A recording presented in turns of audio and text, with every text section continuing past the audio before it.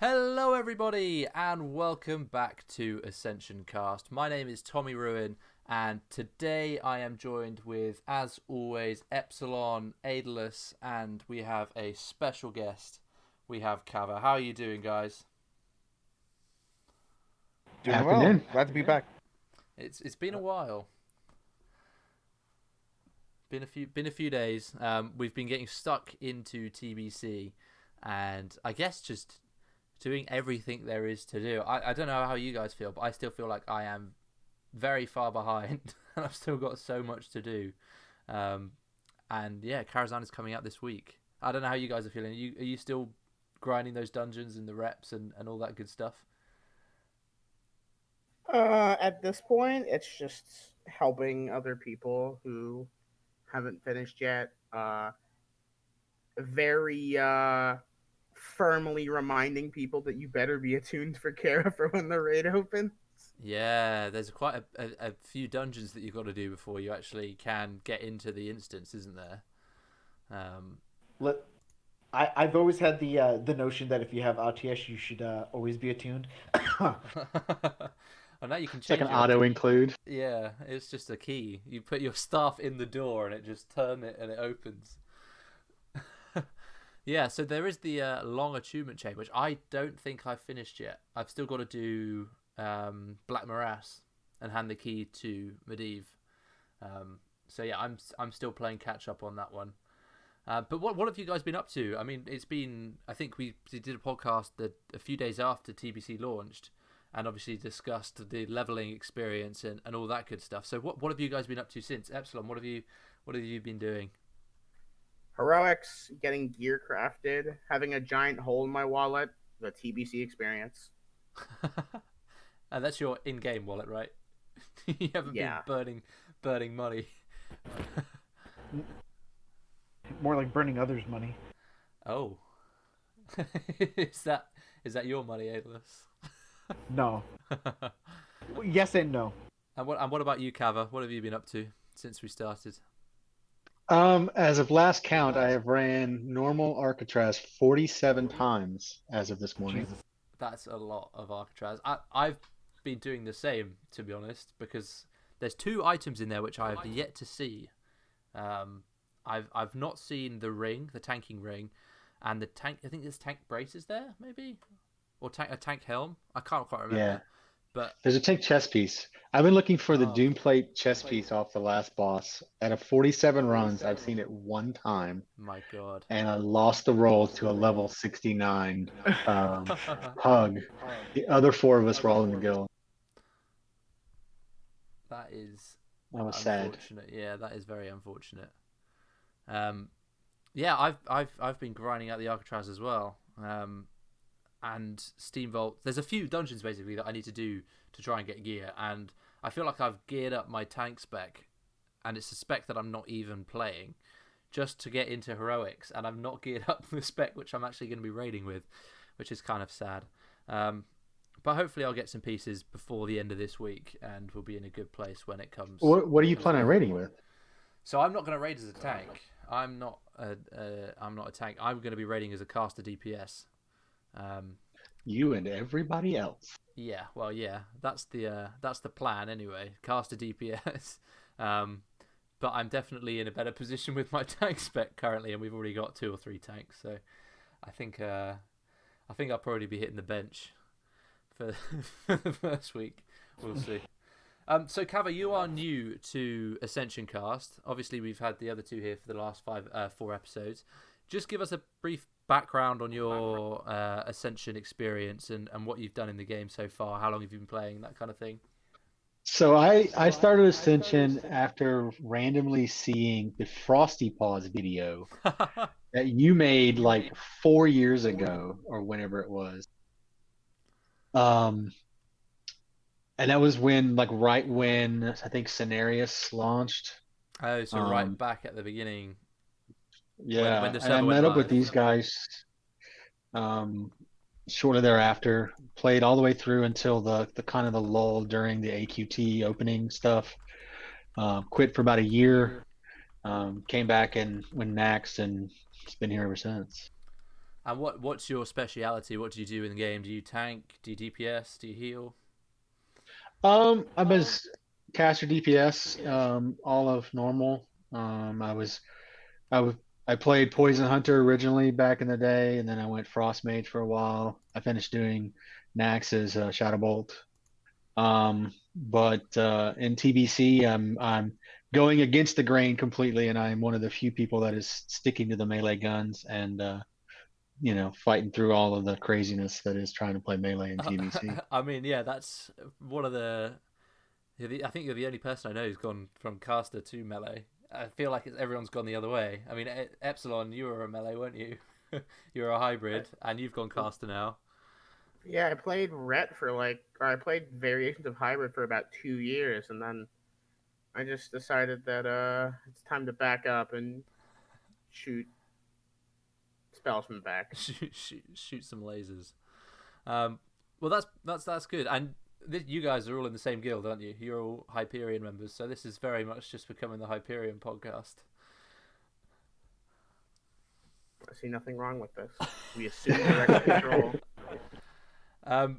Right, so I think we should dive right into our first topic then. We've got 3 topics, as always, and the first one today is going to be having a look at the changelog that recently came out and discuss some of the changes that have shaken the meta as of recent. So a few days ago now, was it on the weekend? Yeah, it was on the weekend, Saturday maybe. They put out some changes that really hampered a lot of melee specs. I don't know if one of you guys wants to explain more in detail about this, because I know someone in particular in your guild was hit very hard by this. Kava, do you want to go ahead and explain the changes that were made?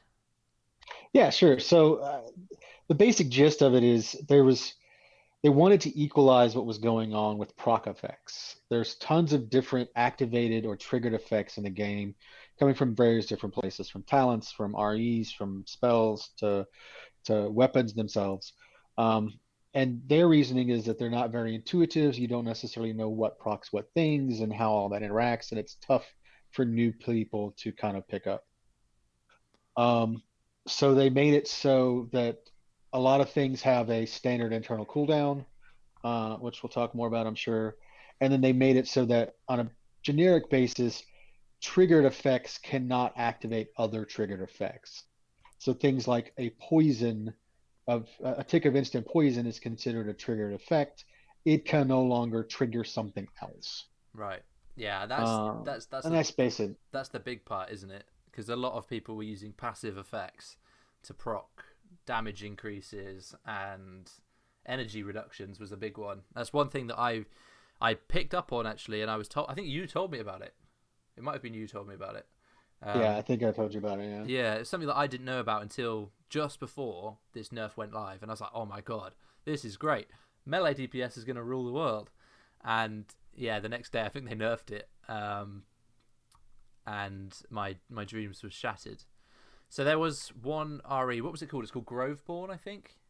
Yeah. So what that essentially was doing was, like you said, people were using poisons, flame tongue, um, Thunder Fury was doing it. There was a bunch of different things that you could do things with.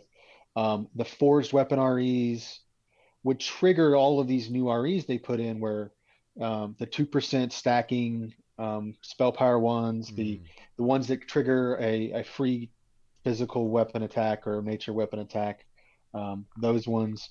Groveborn specifically is your nature damage or your nature abilities will proc a 100% free cast of a physical ability. So, Well, what you would do is you would use Phantom Knives, which is considered a physical ability, stack up poisons, Stormforged REs, and a couple of other things that could all trigger that one RE. And essentially, with 2 or plus more mobs, you could have infinite Phantom Knives with no energy cost. Yeah, because it was constantly proccing from all the different hits of poison. Each hit of Phantom Knives was triggering like 3 or 4 nature abilities that all had a chance to proc Groveborn. Yeah, which, I mean, led to some. One thing which I don't fully get, because I understand it was an unintended interaction between these abilities, the non, because they what they changed was abilities that don't actually require you to do anything to do them. So poisons, you put it on your weapon and it's just a passive effect, right? Same with flame tongue, same with the forged weapon REs. Anything that doesn't require you to spend energy, rage, or mana has been taken out of these chances to proc things. Is that right? I don't think there's anything anything else that would be a part of that. There were some unintended side effects, if you want to go into those, but they've had to change a little bit. But yeah, that's basically just. My favorite one was that there was like a level. I think it was like a level 40 pair of gauntlets. I think they're called Storm Gauntlets. They're a blacksmithing item that do 3 nature damage on proc to everything you hit in melee range. Even that was triggering Groveborn. The reason they had to deal with this is because, to put it lightly, it was getting kind of degenerate to the point to where people were using like basically dead items just to trigger REs. That's kind of cool, And though, it was just in my going to opinion. Yeah, but it was just going to get more and more convoluted as time went on. Yeah, and I guess this so. list would stop making sense. I do see that, but like I'm still seeing people pick up lower level things even after this change. So I've seen multiple fire hybrids running fiery retributors still because they get that free damage on hit. Yeah, they even nerfed the scaling on that, but with the new stat systems and the new way mental quickness works and things, you can get so much more spell power and attack power to dump into it. Yeah. It's almost like having another overheating on So your bar. so Like, how much are they hitting for? I mean, each hit of it is hitting for a couple of hundred in some Oh cases. wow! And you're hitting So really like it's fast, and you're hitting yeah. I quite. mean, so it's almost like having an extra flame tongue or whatever on your weapon. Oh my god! So it's Hybrid cat is back in the mix. I've got the neck. I've got the offhand. What am I waiting for? Let's get because you can get so much attack power in cat form. yeah. You can get so much spell power from that.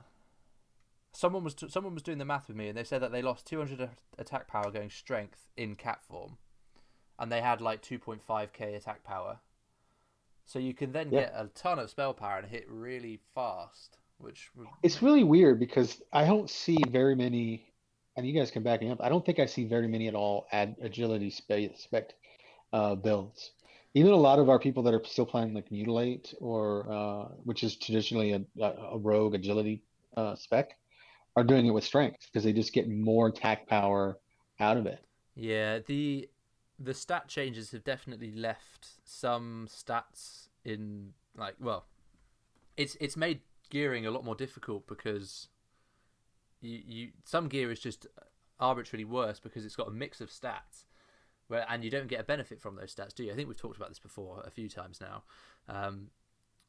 and I'm sure throughout the expansion we're going to see the meta change depending on the stats because you've got gear which is balanced better for those specific stats. So you've got gear which has a load of agility on in one tier, and then you've got gear which has got a load of strength on in the other tier, and you're just going to switch between the two, and you're not really going to see people specialize into an agility melee DPS or a strength melee DPS. But yeah, going back to this change log, we saw another big nerf to poisons and envenom. And do you think they were a bit overkill on that? I definitely do, because I haven't seen maybe it's just for PvP, but I haven't seen an envenom / mutilate player do near as much DPS as most casters do. Yeah, they were massively hit by the nerf hammer, like 20% nerfs on some things. It's crazy. What do you guys think about that?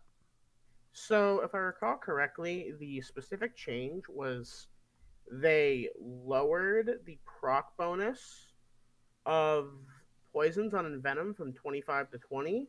They lowered the scaling of Envenom by 20%, but increased its base damage. And they nerfed instant and deadly poison. I think what they should have done was I think if you stopped the like slam triggering infinite poisons, um, and the weird proc degeneracy, with Groveborn, I think you should have waited Yeah. and see how it did instead of gutting the one mechanic a lot of people thought was keeping melee competitive. Yeah, I mean, it was the only melee DPS, right, I've seen so far, and I haven't played with you yet, Kava. I've played with the other two guys. We did some heroics together, but the only melee DPS I've seen so far are TG and Mutilate. I haven't seen anything else, and they've just gutted Mutilate. You definitely haven't seen me yet, then, yeah. um, so what are we? I haven't seen any Mutilate players since this change, and I don't know what numbers they're pulling. But what does that leave us with? Like, what are the meta DPS specs for melee currently after this change? So here's my opinion on both of these. Like, I think that the Slam Poison and the Envenom builds will probably be best melee DPS builds that we had available to us. They both got nerfed very, very harshly. I think the biggest concern is not necessarily that they got nerfed, because I think it brings them back in line with what other melee builds are capable of doing.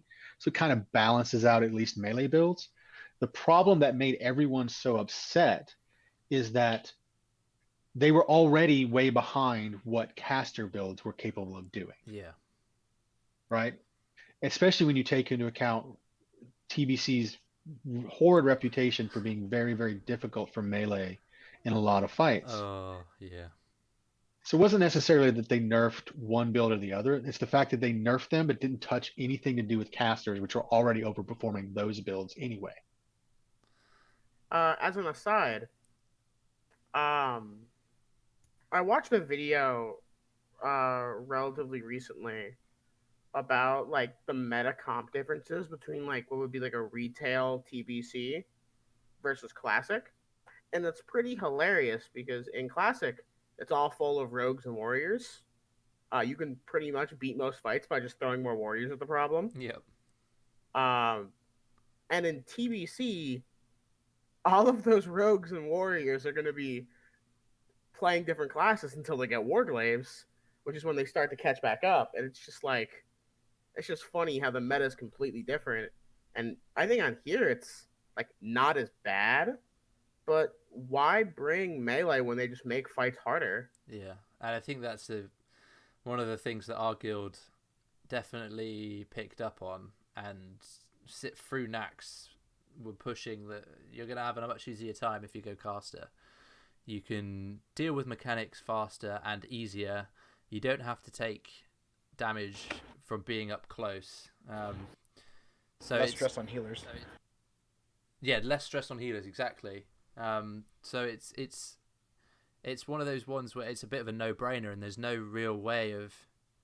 I think it's difficult to balance, right? Because you can't just slap a nerf on casters because they don't stand in melee range. But there needs to be some way, and this is something that they'll have to introduce with mechanics, I think, to make it so. I'm wondering if they're doing what they normally do, which is just hard nerf everything, and then over time see what needs to be buffed, and just slowly start buffing them again. Well, yeah. Well, I think probably a good time to just quickly.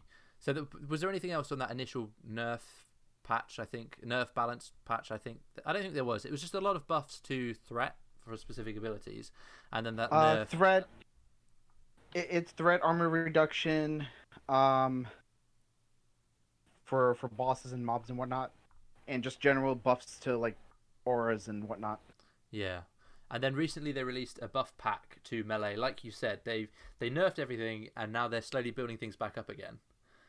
So there was a big melee buff pack. Well, I wouldn't say massive. It's big. They added some things. They buffed some REs by 1% or 2, just to try and bring melee up in a position where they're going to be more competitive. One thing which I think is quite nice is they added back mace spec as an RE. Which I'm desperately looking forward to. If anyone has it, please send it to me. But what do you guys think about these melee buffs which recently happened? I know they happened. I think it was today or yesterday. So we probably haven't had enough time to check them over. But do you think that they're going in a right direction with some of these buffs? So as the only melee player of the group, I, for the proc changes didn't hurt me that badly in my build. Um, Flame Tongue not being able to stack REs kind of hurts, but that's about the only change that affected me. Um, all of the other stuff, um, the only things that really affect me are the changes to um, the buffs like Aspect of the Beast, True Shot, Blessing of Might, Battle Shout, Rampage, those types of things. Those are the generic 1% or 2% attack power or crit changes. Yeah. Nothing else really affects me. And looking at them, they're very, very small. Like, okay, I think you're right. The biggest two changes on here are probably having access to mace spec again, because there's some really good maces, especially if you're going crafted. Yes. Yeah. And maybe the changes to like improve slice and dice, which I know a lot of people use anyway. Yeah. Yeah. That because it now gives 2% bonus attack speed, doesn't it? Yeah, and even more duration, so it's easier and easier to keep up. Yeah. Like, Yeah. So there's a few things which so some melee specs which were quite prominent back in Nax. We had things like Melee Hunter. We had things like ambush, backstab builds. X Cleave was a big one. Aidalas, you played X Cleave for a long time, didn't you? I did, yeah, for like almost the entirety of Nax. Do we think that that's going to make a comeback now that we've got more ways of picking up some melee haste and execute being buffed slightly? Honestly, I don't think it changed too much, and I would say it got a little bit of love considering that there was a bug with sudden death where if you had like more of the REs, it actually increased the internal cooldown of it. Yeah. So they just kind of like fixed that, and they just made the RE just kind of like one stack and does the job. Okay. So effectively you get like 2 RE slots. The thing got fixed. Um, I think it's fine. Okay. But I haven't seen anyone run it. Have you That run with that's anyone? I think they were trying early on, but like everyone said, it's like they just went caster. Yeah.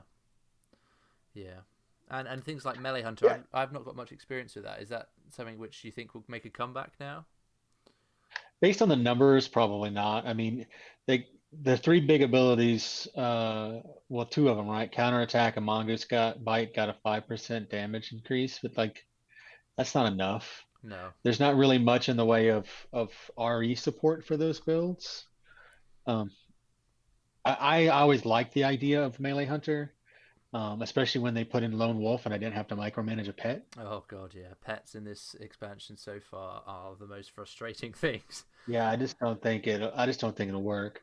But back to Exicleve, I think one of the things that really hurt Exicleve, because there was a few of us, me included, that were really excited for like, oh, we've got easy access to like Drakefist Hammer. That's going to make Yes. Exicleve or something along the lines of using that same kind of haste mechanic really, really great. Then it has a 45-second ICD, so it has like a 12% uptime, which is terrible for weapons that have no stats or any other use. So, but Plus, they're really slow. why don't you explain this? Because this is something that I think came to light between the last episode and this episode. So, why don't you go ahead and explain this ICD thing that's been added to crafted items and other proc items? It's basically every proc item, isn't it? Just about, yeah. So in their ongoing effort, from what I can tell, at least in their posts, to make things a little more easy and more homogenistic for people to understand, um, similar to the proc changes where everything is kind of standardized, the triggered effects of buffs, specifically like the haste effect from Drakefest Hammer, the spell power bonus from Spell Strike, and a host of others that are out there, all got standardized in terms of what their cooldown was, and what their proc rate was. So they all have a much higher proc rate in terms of abilities being able to proc them. However, they have a much longer in-kernel cooldown. So once they proc and you get that 8 or 10 second buff, it's a 45-second cooldown before it can trigger again. So yeah, so with the higher proc chance, you're basically just seeing it every 45 seconds. Is that right? Right, and as soon as the 45 seconds comes off, you're pretty much going to proc it instantly again in most cases, but it's 45 seconds in between. So an 8-second buff with a 45-second internal cooldown is what, 10 to 12% uptime, Yeah. which is not great, especially when you're putting in the case of Drake Fist or Spellstrike, lots of money and time farming materials and primal mites and primal nethers and stuff like that to make what should be your best in slot items for at least a couple of raid tiers suddenly are much, much less powerful than they were. And how does that compare to what it was like back in TBC? What type Get back, sorry. what type of internal cooldown and proc rate were they back then? I don't know the numbers for sure, but I played Enhancement Shaman for a little bit in TBC and Vanilla, and you dual wield Drake Fist hammers, and it was similar to playing Exocleave in Classic, where you had the Kazakh Mace and then the Claw of Eskandar off of the guy from MC. Like you almost always had a haste buff up. Okay. So it was almost like you had 100% uptime on at least one of the procs. So it was pretty consistent. So it's very, very noticeable, this change then. Yeah, I mean it's to the point where Drake Fist hammers are all but useless. Because, like you said, they have no cases. stats on, don't they? It's just that they have a haste proc, and that haste proc is supposed to be amazing, but there's no stats to back the weapon up. Correct. So, I think when we spoke before the show, you were saying how you're going to drop blacksmithing now. Is that right, Kava? I'm sorry, say that again. My doorbell rang. Oh, it's all right. You're looking at dropping blacksmithing now, aren't you, because of this change? Yeah, I dropped blacksmithing this morning. So I was going TG, one with the light spec, and I was using Deep Thunder in my main hand. And after a lot of testing with some of the changes and the proc changes, it's just not better than going one-handed. Right. So yeah, I dropped blacksmithing and mining this morning. Blimey. And I'm going alchemist because we're short of alchemists in our guild at the moment. Okay. But you're still seeing good results from your Hammer of the Righteous build? Yeah, it's funny. I'm actually using a Felltooth Eviscerator, which is the 1.4 speed. Is that the one epic from dagger. Hellfire Ramparts? Yeah, and then I'm using a caster offhand. Oh. Caster offhand, is that a thing? Yeah, it is now. It is because in One with the Light, the 6% spell damage. Well, for one thing, your offhand. Oh, sorry. I know what you mean now. I know what you mean now. An offhand, right? Sorry, I thought you meant like you had a offhanded weapon with caster stats. No. I was thinking, what am I missing here? Oh yeah. Everyone would be flocking to get one of those. No, I'm just using the Cenarian Expedition caster offhand right now. I was using it for testing, and then and that's it's turned out to be really. That's good. That's interesting. It's a build because you messaged me saying that you should have a look at it, and I am quite interested to see it because I haven't seen it yet. It's something I definitely want to run a dungeon with and take a look. So one spec which I have recently picked up, and this balance patch seems quite good for that, is I'm running that meta Fellcleave build, which seems pretty insane. Currently, and I know it's not a caster build. I'll probably respec before Karazhan. Aidalas, I know you were playing the Fellcleave build, so why don't you just give a quick explanation of how that one works? Think of like a demonic caster version of like Exocleave, but on a more consistent basis, where you could just sit there and just do damage, lots of damage. Yeah. Also to yourself. Well, yeah, you're slowly killing yourself, but man, it's worth it. It is, but it's terrible when you're running, let's say, a pug, and you tell them, hey, I'm going to be killing myself, so be extra careful. And then you die, and they're wondering why you're dying a lot. It's also a threat machine. It is. But it's actually much more manageable than most builds, because you want 3 fanaticism and like fade and whatnot. Yes, yeah. No, I've been trying this Felcleave build out, and it's, to be honest, it's everything I've wanted as a demon form build, because most of your damage comes from demon abilities. You've got your immolation aura going all the time, and you've got, well, not all the time, but you know what I mean. And you've got your Felcleave just rocking people 2 or 3 times a second when you've got like Blade Flurry up. So here's the thing with that. As much as it's cool, it's also going against what they're trying to like steer clear from, which is 1-button specs, and that's clearly a 1-button spec. Well, yeah, I've got it bound on my mouse wheel. Yeah, so it's fun. I want to see how it is. Come Karazhan, because they said they did like a bunch of like nerfs to make sure it's melee friendly. Okay. And if that's the case, then yeah, I might try it again. But at the moment, I have a spec that's pretty much just like getting the group benefit buffs and whatnot. Yeah, so we've got someone in our guild running a similar thing. We call it the spell power battery build, because it's got, you're just pumping out spell power. You stock up as much spell power as you can, don't you? And oh yeah, is it Demonic Pact? That's the talent, yes. isn't it? Yeah. So when you crit when your demon crits, it gives a spell power bonus. Is it to the raid or is it to the party? To the raid. Yeah, so you give a massive spell power buff to your raid. It's like 200 or 300 spell power I've seen, which is nuts. Yeah, it's pretty juicy. Anybody that can make use of it really, really loves that buff. Yeah, it's one of those things which I think will become quite common, because how much DPS do you pump out with the build just generally?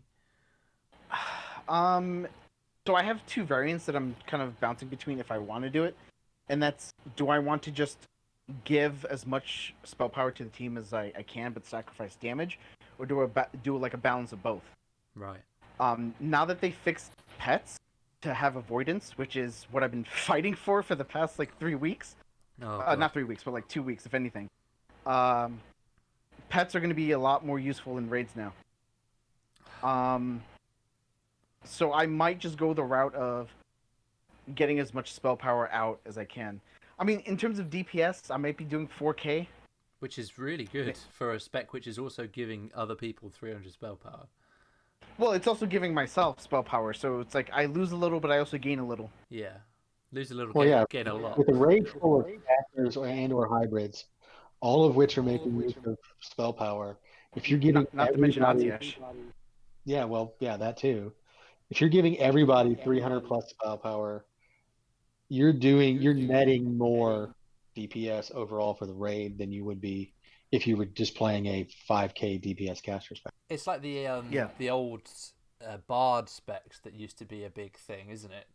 Back in 25-man raids, you'd run one person who doesn't necessarily do too much DPS, but they bring a lot of benefits like crit buffs and spell power buffs, and they bring all the increased buff talents, and they do like armor pen on bosses. So it's kind of like that. You're providing a service to your raid. You give them the two-handed axe that did the Curse of Elements effect. Oh, Nightfall, yeah. Nightfall on they just run around with that. Yeah. No, it's a cool thing to get out. With Nightfall dead, there's I wish it was still a thing. I don't. Why Epsilon? Because elixir of empowerment.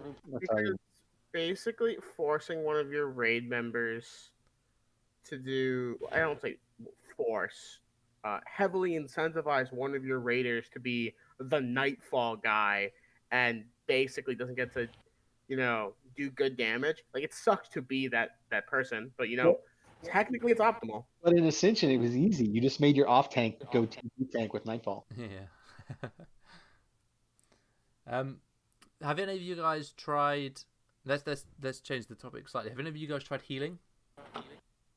Yes. Okay, how's healing currently for heroics and everything like that? All right, I guess. I haven't fooled around too much with it. I tried HOTS, Power Word Shield.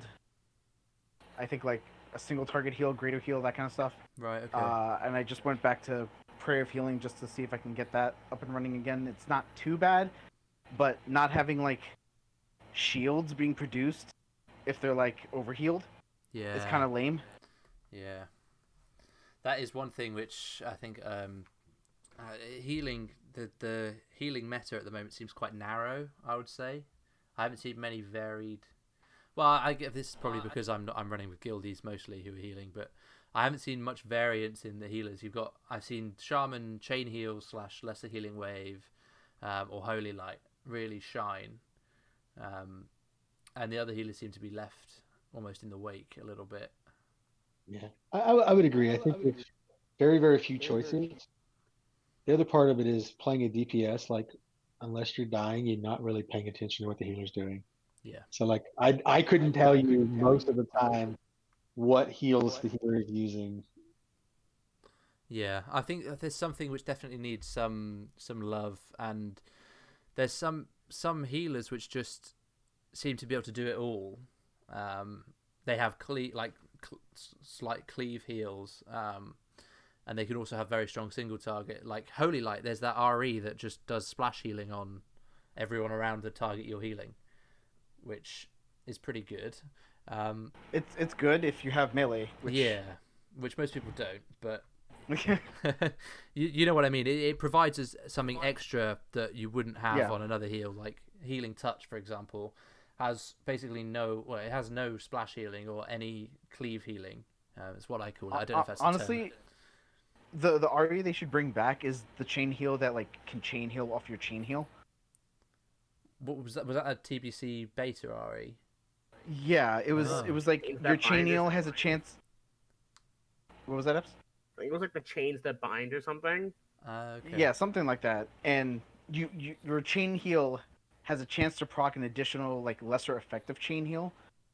To like groups around the person you've like primary healed with chain heal, and then it would just like fork, like fork lightning or fork chain, whatever you want to call it, out. Which I thought it was pretty cool because I get to play like light show, but they removed it. My favorite one that they have since had to completely get rid of and nerf was the one where your tree pets cast heals, and then you could get the one Oh that yeah, you had twice as many tree pets. Like, Yeah. yeah, we know why they removed that. well, yeah, I mean it got killed because of PvP abuse like the day it came out, but like our resident hot healer in our guild was super excited because she's like, oh, I get like a little tree army on a cooldown that just runs around and rejuves people for me. It was a cool idea. I think it was really cool as well. But like you said, it's one of those things which is so difficult to get balanced in PvP and PvE that they just killed Yeah. it. Um, I mean, DPS abilities you can always just put PvP mods on, but sustainability stuff like healing and tanking and defensives, those are much harder to balance in a PvP scenario. Which is why one, I think you see far less of those options. yeah, Um, but two, people just don't play as many of those specs. Like, okay, you have to have a healer and a tank.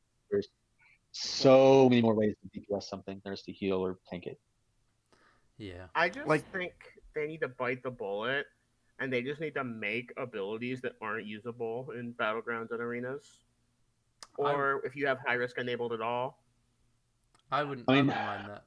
yeah, I think that's a viable way to do it. Now, whether they're going to go that far, I doubt it. I don't Yeah, know. I doubt it too. They're too invested in the high risk, and I don't think they'll want to cut off things that they create to certain parts of I the mean, player base. they were keen to the idea of like high risk only REs, but they still haven't produced anything That's to show true. for it. That's true because there were They going to be also dungeon promised, REs.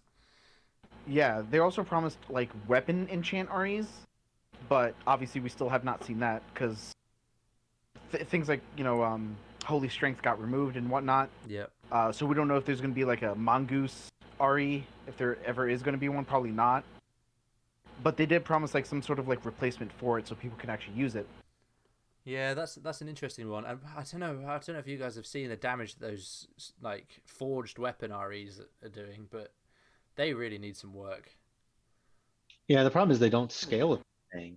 It's like it's just flat damage. It's just like I'll put 3 REs on my gear and it does 12 damage per hit. Yeah. In my Like- opinion, how that should work is they should like obviously buff it to the point where there's multiple ones where it's like you can use it in conjunction with something else in order for it to work. Stack it once, so it's like a one-time thing, so you don't stack multiple different like elements to it, and that would be like a hybrid-ish type deal with like Firebrand, like legendary or Yeah, epic, whatever. wasn't your idea to change overheating so that the damage stayed the same, but in order to get the slowing effect, you needed to have a flame forged RE equipped as well, Yeah, or something like along that. those lines. Yeah, and put it down to an epic so people who are hybrid can use it. That's an interesting way of balancing certain REs, for sure. And I also think I tagged on like does not work with Titan's grip or something to because I know PvP hates Titan grip. So removing a lot of things that work with Titan grip, they love. Naxgal flashbacks to anyone playing on Kill Jaden. So one thing which I haven't seen work, and I really want to see work, and there's nothing about it in like the change logs or anything, and it's only been in beta. I really want to see melee healer come back. Oh no, that's not going to happen. For the sheer No. fact of one word, sustain. You've been watching like old live videos, haven't you? Yeah, well, I tried it back in the day, and it was just so much fun. Yeah, but if it's fun, that has to be nerfed. Yeah. What does a melee healer entail? Imagine Execleave, but you pump out, or like a hybrid, just like a general like lightning bolt hybrid, but instead of firing out lightning bolts, you fire out chain heals.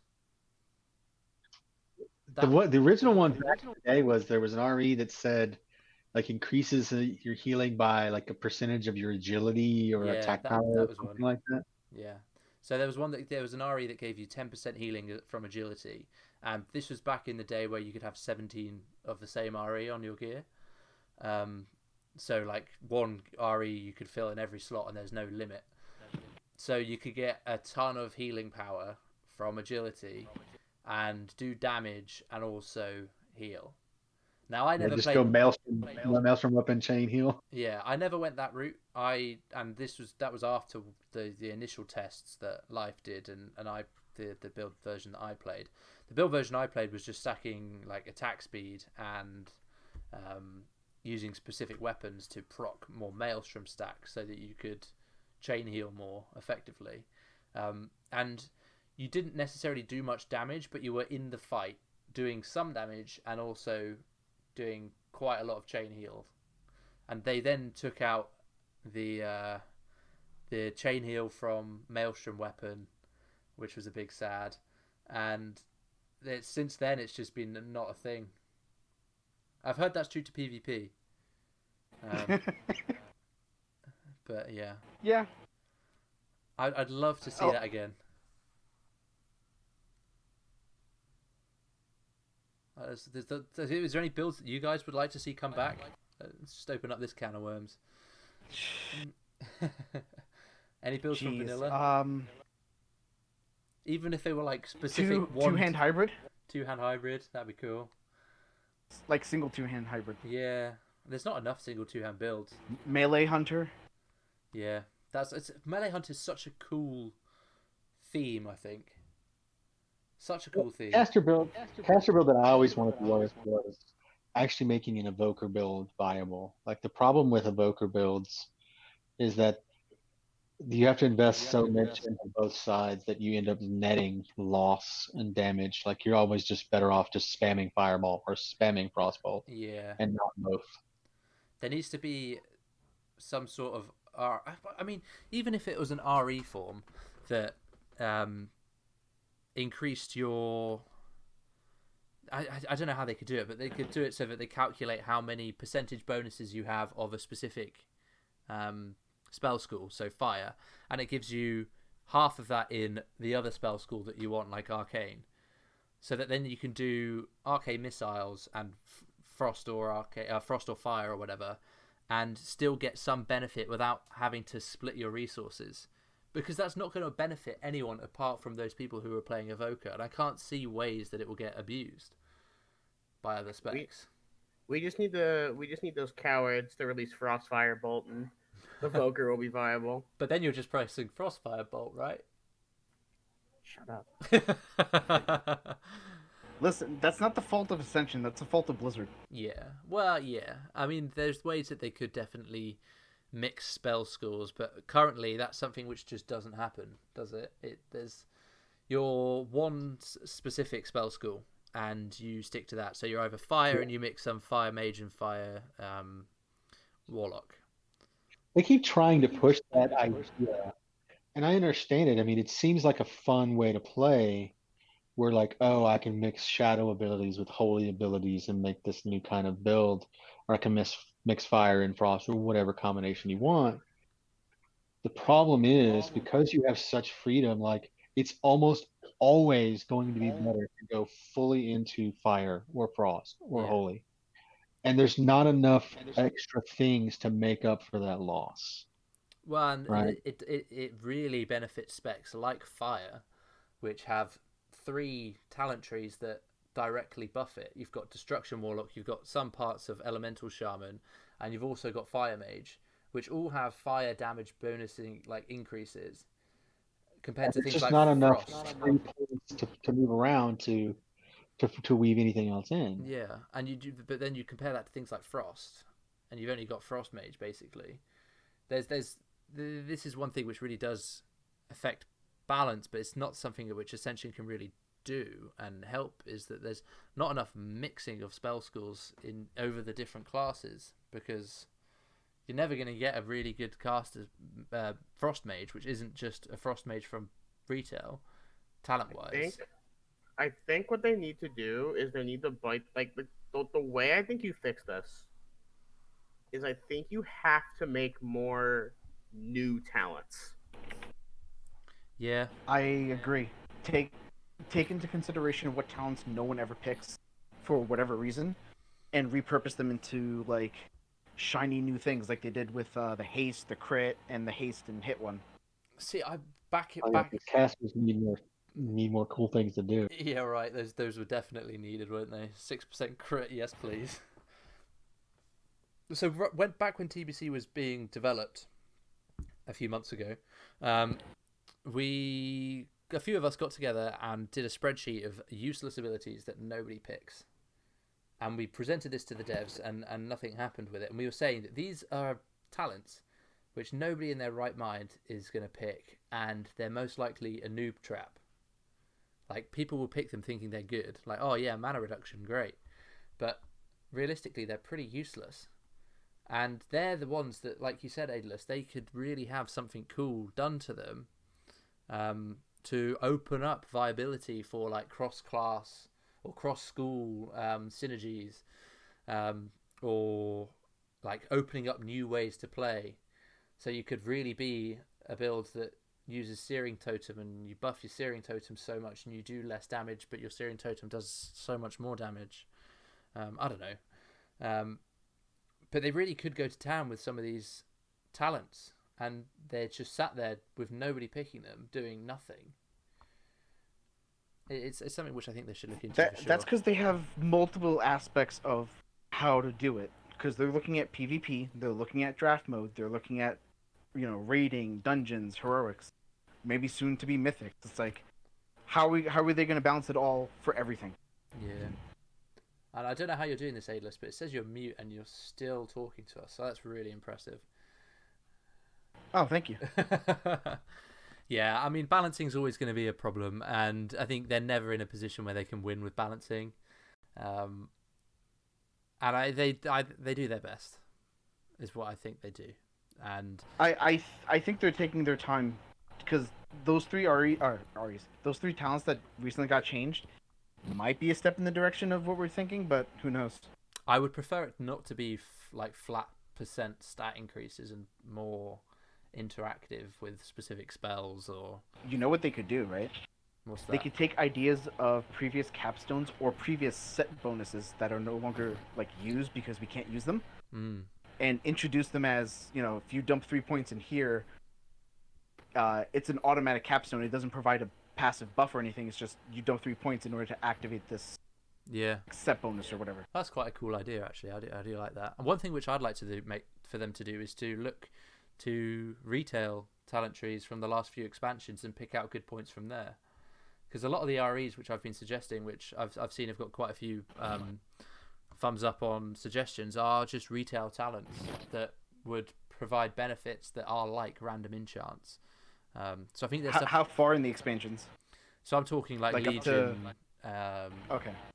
I'm talking like modern retail because I've played like Mists, Wads, Legion, bit of Shadowlands. Would you think they should add like either REs or like talents that are pretty much like the legendary drops that they would drop, like in raids, like those random legendaries? Again, some of them are quite cool, and I think some of them would probably work quite well as random enchants. One thing which really I think they should do, because Feral Druid is one which is lacking in all aspects, I think, right now. It basically plays like a Feral Druid, and you put most of your points in Feral Druid.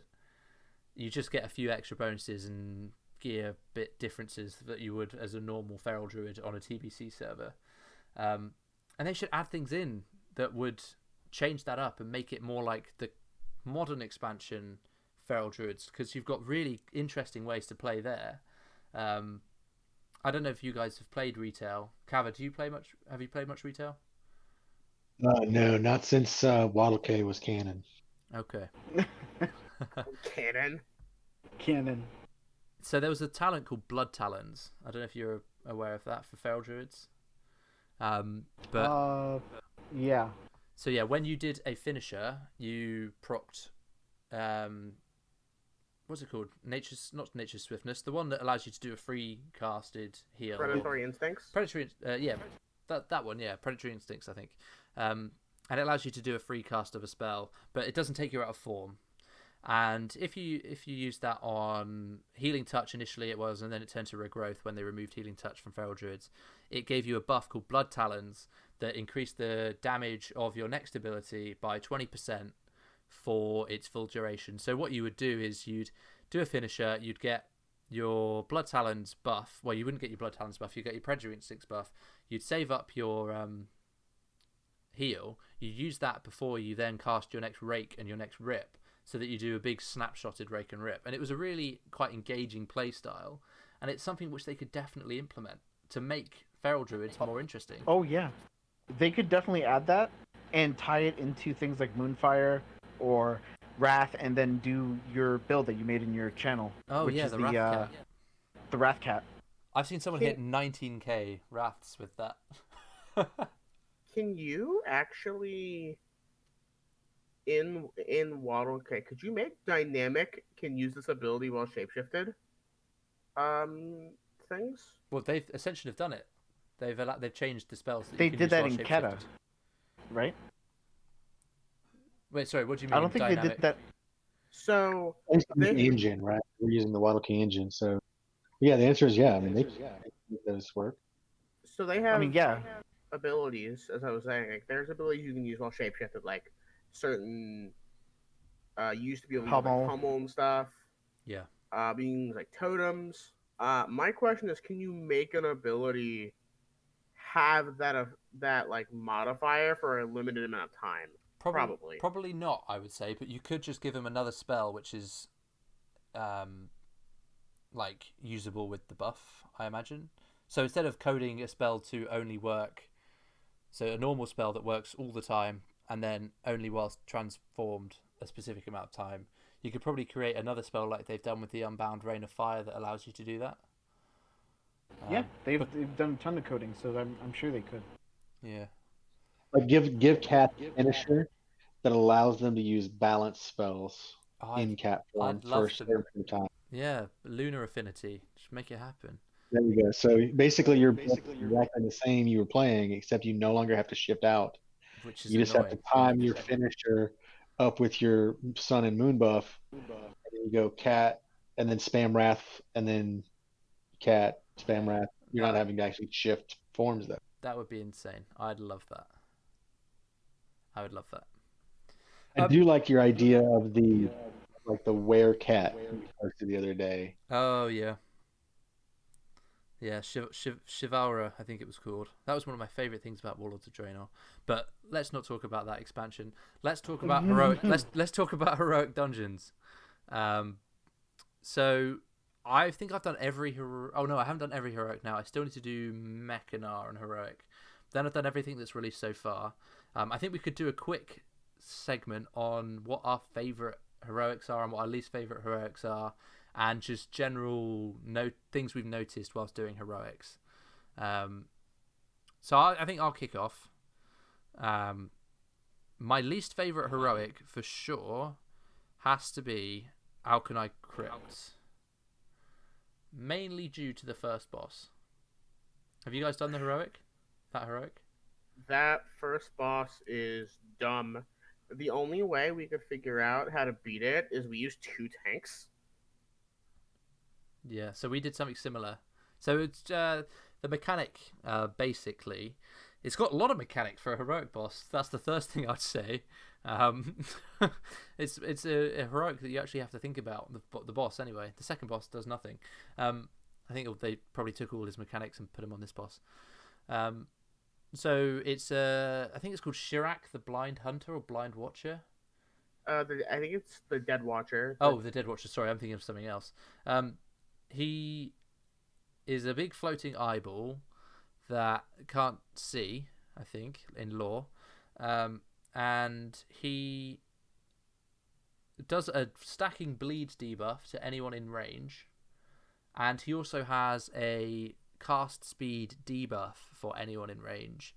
And he constantly does this aura. It's an aura, isn't it, really? That reduces your cast speed. And then every few seconds you get a stacking debuff of this bleed, which does crazy damage when it stacks up. So, and then he also has another mechanic that he targets somebody and fires laser beams at them, and you have to move out of the light beams because otherwise you get exploded. So you've got, oh, and then he also drags people in. Sorry, this is the fourth mechanic. He drags people in to the boss periodically, and you will have to run out because you'll get this stacking bleed and this stacking cast speed debuff. So it's really unfriendly for melee because you're going to have to constantly step out to not get this bleed. It's really unfriendly for casters because you're going to have this stacking cast speed debuff. And then you've also got a ton of movement to do because there's this light explosion following you around and exploding everywhere.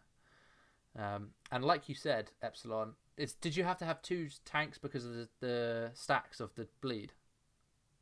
Yeah, we just had 2 tanks do a tank swap after so many bleed stacks. Although some things I noticed about the boss, the bleed is periodic. Obviously, like he only does it every once in a while, but it's bugged. He's not supposed to move when he does his like focusing laser beam mechanic, because the tank is supposed to be able to back out, let the bleed drop, and then run back in. On this server, he just keeps schmoving. Okay. Well, we don't know if it's bugged or if that's intended because we have like, bubble and whatnot to drop it off. Yeah. So I'm a tank, and I recently did this, and like you said, Epsilon, we had to do a tank swap, except we didn't have 2 tanks. So I just feigned death, and the DPS ran away along the bridge and kited him for enough time for me to drop stacks, and then he feigned, and I got the aggro back. But yeah, that's my least favorite. What about you guys? Epsilon, you were just speaking. I cut you off. What's your least favorite heroic? Based on experience, it's either got to be Arcatraz due to the Sentinels, Oh yeah. or Black Morass for its entire existence. Yeah. I think I would agree. Plus, I I've run agree. it, enough times to do it in my sleep now that I don't want to see it again. So Black Morass is one of those dungeons that is, yeah, if you just slip up and you get behind, it's a no-go and you have to do it all again. So yeah, I definitely agree with those 2. Aidalas, did you say that you agree on Black Morass? I agree on Black Morass just because it's a pain in the ass. Yeah. No pun intended. There's also Arcatraz because Those damn robots. Yeah, those robots hit bloody hard, even on normal. They do some damage. Another one which I think I was with you two, wasn't I, when we first did Botanica Heroic, and there was I think those so, yeah. herbalists which did some kind of lobbed potion grenade that just exploded us all. Oh yeah, that was fun. Which was quite fun. Yeah. My favorite is watching people die to the mines in Blood Furnace. Yeah, they have such a large radius. Apparently, if you stun the technicians right before they would do it, they just skip it. Oh, that's good to know. You can disarm them if you really want to try. Can you? Yeah, you can. I was doing it in when we were testing the dungeon in the beta. I was on disarm duty. I was bomb squad. Right. And that was my job. If We you're were a just- tank, can you run that talent that like if you're hit, it disarms whoever's hitting you? I forget what it's called. Yeah, I know what you mean. I think you're missing the definition of disarming a bomb and disarming a person are. No, it's the same. I'm sure it'll work. We'll try it. Well, if they have no arms, they can't arm the bomb. Oh, they come pre-armed. Like, here's a question for heroics. Like, what is your chase item out of Dungeons Heroics that you just have not been able to get a hold of yet? Like, what have you been really, really farming for? Most things. Let's see. I got slave pens and I got underbog. So let me guess. You need the shoulders and the trinket. Or the shoulders and the wand. Shoulders and the wand. So I need the wand from underbog, Yeah. and I need Quagmire's eye for the trinket. Okay. Yeah. So I need Quagmire's eye, from Quagmiron in slave pens. I need a lot of gear for my caster because, like I said, I don't have any caster gear. I've been tanking. I need a lot of gear from Arcatraz. I think there's a ring that drops, and then some gear on Heroic that I might need. My suggestion for a good ring, if you haven't done it, is the one in Durnhold Heroic. I haven't done that one yet. No. I need to try that again and get that one. Yeah, that it gives crit, intelligence, stam, I think, spell power, crit, and hit. Yeah, it's like a trifecta. Okay. I'll have a look at that. Durnhold isn't very fun either. After they made the skip during the first part of the dungeon, the bomb skip. Yeah, they made it harder. It's still doable, but it's like impossible to do if you're not on voice. Yeah. So you can still click it at the same time. You just can't do it like everyone casts it at the same time and it still works. Because it's instant now, isn't it? Yeah, that was just pain because how scripted it is. Like, you have to go through all of the things. It's also Blizz-like. They shouldn't change it. Yeah. Okay, I wouldn't. I'm not gonna make the argument just because it's Blizz-like. You shouldn't change it. You have to look at the intent of what's actually being done. Yeah, if it's there to skip parts of a dungeon which are meant to be completed, then I can see why they would change it. But it's a nice little secret that if you know it, it saves you time, and if you don't, it doesn't really affect you. You just, when you know it, and it's something you can tell people about, and one of those little tricks. It's nice to know.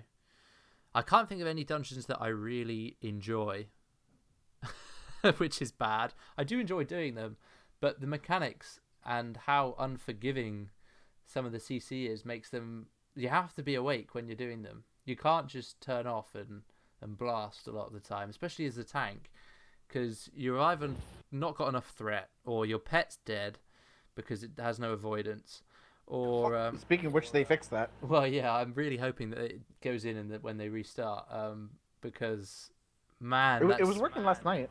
Oh, was it? Yeah, because I ran over a bomb in what was it? Shadow Labs. Okay. I ran over a bomb intentionally because usually that just kills the pet right there. He survived.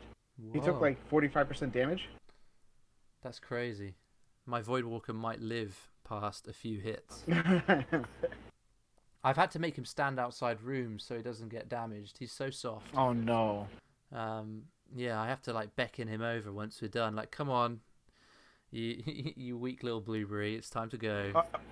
All right, boss is done. Come on, let's go. Yeah, basically. But don't be mad at him. You ever see blueberries? They're not very durable. I tried His to make fault. I tried to make a build that just didn't have to run a demon pet as a tank, but they're just so good. I much like we were talking about earlier with Melee Hunter. There's having to babysit a pet is just so frustrating. So being able to not have it and still get the benefit is so much more enjoyable for me. Especially like that's how I prefer to play. I don't want to have to babysit a pet and Well, you have the downside of you're in melee, so you have to babysit yourself yeah, far more mechanics than you do being a regular hunter, and you have to babysit a pet. So yeah, yeah, no. Well, Yeah. especially since one, pets aren't really in a good place to be doing much in the way of damage right now, and there's not really any speakable buffs. Like used to, everybody would run a pet just for the wolf pet, Mm. the AP buffs, right? That's not a thing anymore. So like, why run a pet? It's also really expensive AE cost. So is it worth it? I mean, unless you're running something for Dark Pact or Dark Demonic Empowerment or whatever it's called, or Demonic knowledge. maybe a Felguard. There's very really reason to run anything with pets right now. Yeah. Yeah. Yep. As a caster, it got to the point to where I was just sick of my Felguard dying like a dumb idiot moron. Which is partially my fault. So I just switched to an imp that doesn't attack anymore, and it's like, I guess it's technically a DPS loss, but it just makes the game much easier to play, and it Well, really. It's because it's a caster. Do you know if because I know this is a bug, I think. Well, while phase shifted, it kills your pet still. Yeah, Have you Uh, noticed that? I noticed they're that. not attackable, but they still take damage, so like they can still get hit by AOE's. They shouldn't. I don't know how that's supposed to work. They've never taken damage in phase shift while like in classic. It only just started kind of like in TBC. Yeah, when they lost all their avoidance. So let's go back to dungeons then. So favorite heroics. I said that I don't really enjoy any of them because of the avoidance changes. I do, and threat drops as well. They're really not fun. That Oh yeah. were those threat drops all in classic, or only like some mobs did that? Because it feels like they just did it to every single mob. I didn't play classic TBC, so I'm not sure. Eps and Kava, do you know if those? I mean, Honestly, I played it. I just don't remember that. If they did or not, yeah. I remember a few bosses and a few mobs. Like if they enrage, obviously they probably like drop threat and whatnot. But like every single mob dropping threat, like 90% of them, that's not fun. No. Those skeletons in Alkanai Crypts as well, my god. Every half second they will change their threat. Oh my god! Not only that, they one-shot tanks. Ah, man. I haven't had that. It happened last night. Yeah. Yeah, the threat drops aren't fun, and I hope there's no nasty surprises in that regard in Karazhan, but I'm not holding out hope, because I think there were a few when we did some TBC testing. Wait.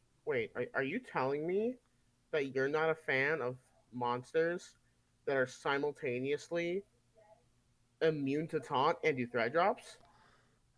Funnily enough, no, I'm not a fan. Huh. Maybe you should think about that. One thing which I've noticed a lot actually, and I think is quite comical, is that as a tank I charge in, like I'm running straight towards them head first, and because I'm charging I can't change how I'm moving. I'm moving in a straight line towards the target, and as I do that they all just run the opposite direction and go straight past me because someone's healing or something. And because I've pulled, and I haven't even got to the target yet, but because I've started the charge, they all just leg it behind me, and then I have to go back and catch up with them because they've decided that they don't want to attack the person who's running straight at them with a massive sword. They want to attack the guys in the back who are like 40 yards away. listen, they have the AI of a PvPer in arena. They always Yeah. go after the healers or range. No, Yeah. but like And the in my totems. opinion, yeah, and the totems. Uh, I wanted them to do like an RE that or a talent that changed like charge into like a leap. Yeah. Heroic But leap would be cool. yeah, but obviously they're not going to do that because it like breaks terrain and it breaks fucking geez, what like everything. Yeah. I can imagine if you can charge through the world, you can definitely heroic leap through the world. Or just like skip mobs by everyone having heroic leap. Oh yeah, imagine that. Just everyone. Sprint, heroic leap, the power word shield that gives you speed. Just like skip everything. Yeah, that'd be quite entertaining to watch. Everyone just doing like Assassin's Creed jumps up and around the staircases Oh in no, Alcon heroic leap, slow fall with disengage. Yeah, everyone's just legging it around Assassin's Creed style. Um, I do quite enjoy and this isn't really an Ascension thing. This is a TBC thing, but the diversity of dungeons and how different they all are. It is quite nice going from Alkandun to Hellfire Citadel to Serpent to Coilfang and doing all the different types of dungeons. It is quite varied, which is quite nice because it means that I can just chain through them and I'm not getting bored because they're being repetitive. Mhm. I found that I've done a lot of dungeons and have not really burnt out, which is good. Yeah, there's a lot of different. There's a lot of different tile sets, which is very refreshing. Compared to just doing Strath and Blackrock Mountain, it makes a big difference. In my opinion, and I suggested this to the devs, and I don't think any other server has done this. Um, is to use the Caverns of Times more often in the sense of create new dungeons. Yeah. By let's say, you know how they in current Caverns of Time you can like relive certain events from like Warcraft 3 and whatnot. There's a few new Caverns of Time things. Yeah, even like the Culling of Stratholme, that's like from Warcraft 3, obviously. But I suggested to them like maybe add in like a mini dungeon or a mini heroic or mythic only where you can like help Thrall and crew with Jaina to like escape from Theramore and take the boats. See, that would require a big lot of coding from them, wouldn't it? And design. Well, they just put in a new battleground. It's not much True. more. True. Yeah, Oh, they put did. in they put in someone else's battleground, but yes, they did. So is that not something which they ripped themselves? It's just a plug and play thing. Well, really. no, what I mean is like they didn't have to make any of the assets for Twin Peaks. That's like an actual WoW battleground. Yeah. Okay. Yeah, I see what you That mean now. Yeah. what we're talking about, I believe, isn't like a pre-existing dungeon, so they would have to make all of the assets from scratch, which could be interesting. I mean, I'm all for it. It's a matter of whether or not they think it's worth it and if they're up to the challenge. See, I don't think they want to vary from what is already existing as PvE content, and this is going really far back into vanilla beta, but they did have custom bosses out in the world that one developer was working on that never made it to life. There was a Valentine's one, which I think I still have a video on my channel about, but a custom Valentine's boss just outside of Scholarments that had some really interesting mechanics, and it would like jump between the ruined buildings and throw down poison, and then there'd be waves of geists that would come out and attack you. But yeah, it was a Valentine's event boss only, and it never made it to the live version of Ascension, which I think is really sad. What a weird thing to cut. Well, yeah, exactly. And he was also working on an Easter boss, which he said was like a giant bunny rabbit in an underground cave. Hippity hoppity. Yeah, which I think would have been quite cool. Reminds me of the giant mole from Weird. RuneScape. Oh no, a giant mole.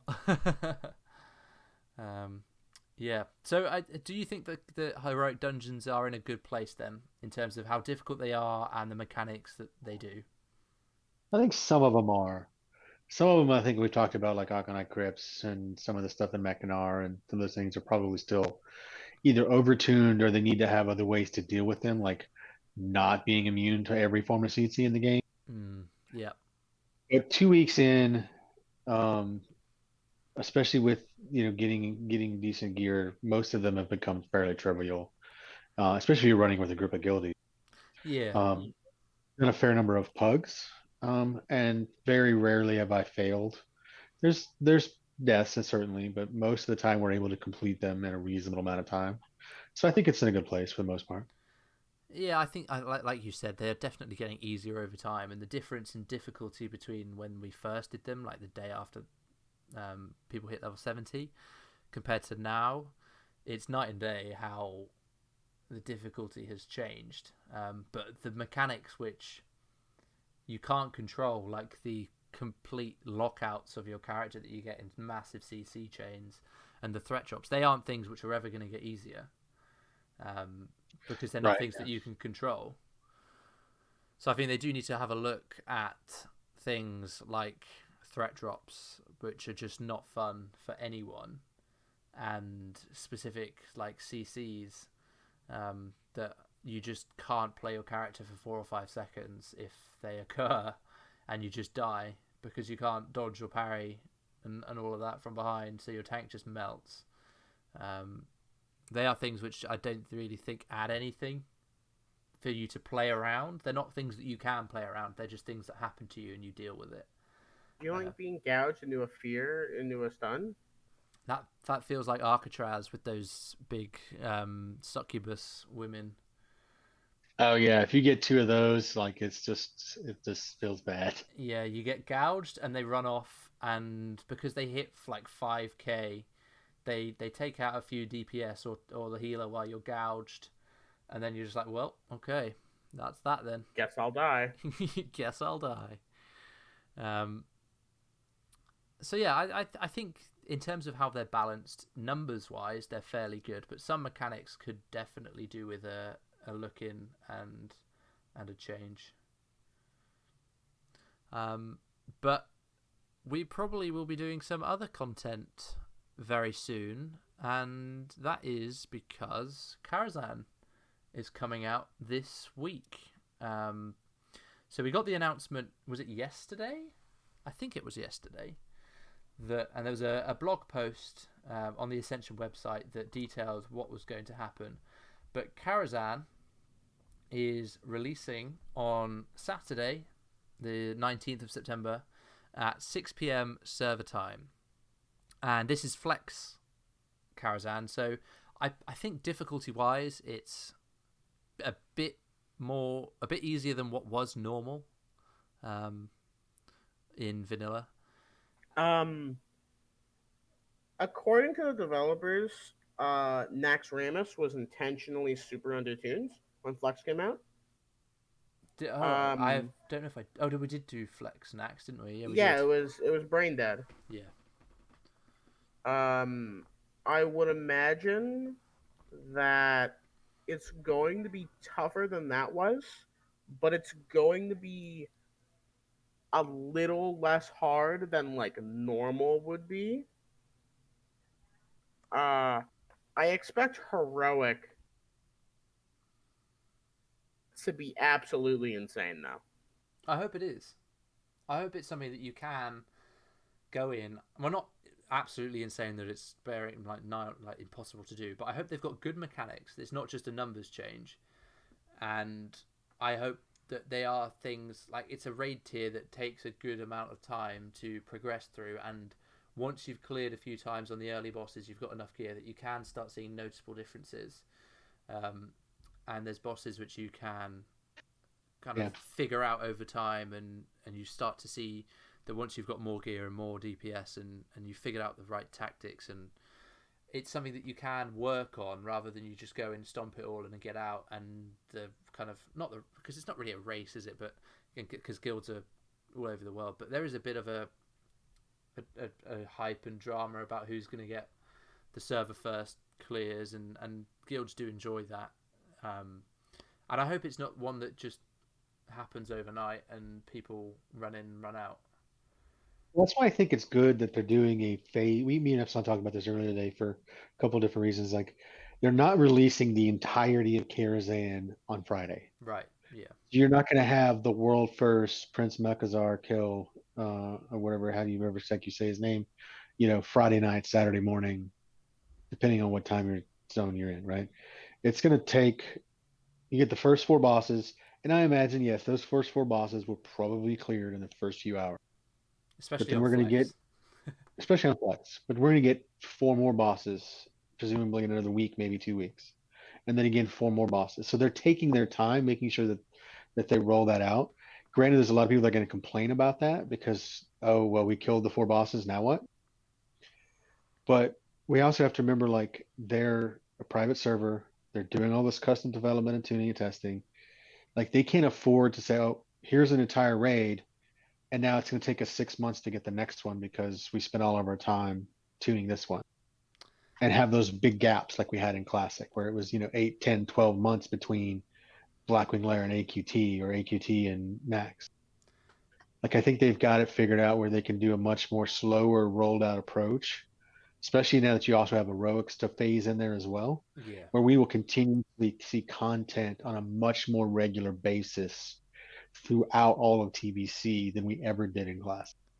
Do you think that the version that we tested on the TBC beta alpha was the flex version with the flex mechanics, or do you think we saw some heroic stuff in there as well? Because I've never raided Karazhan on a level 70 in like a TBC setting, so I don't really know what mechanics we should expect and what mechanics are custom.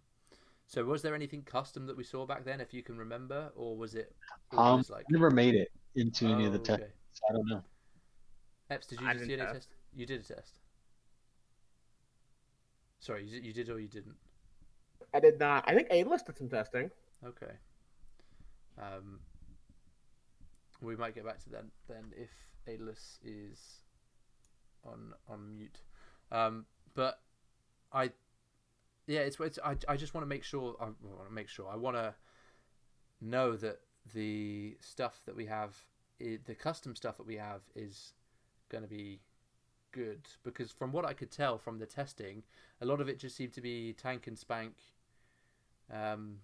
bosses in the testing, and I'm hoping that with these phased releases, they're really touching up on the custom stuff which they've added since then, and it will lead to quite an enjoyable experience where we test these new mechanics out and we have to learn these things that they've changed. Because that is one thing which is really nice about Ascension PvE content, is that it's not just Blizz-like. You have these extra twists on mechanics that allow you to almost reinvent raid bosses and see things differently than you would in a normal Blizz-like setting. So that's something which I really hope they are working on, and it is partly why they're doing the phased releases. I'm very interested in to see what they have planned. Yeah, I mean it's going to be an interesting Saturday, I think, when the raid comes out and we see our first glimpse of what we should expect throughout TBC. And we get the world first Atom and the Huntsman mod mount, and it doesn't go to Epsilon.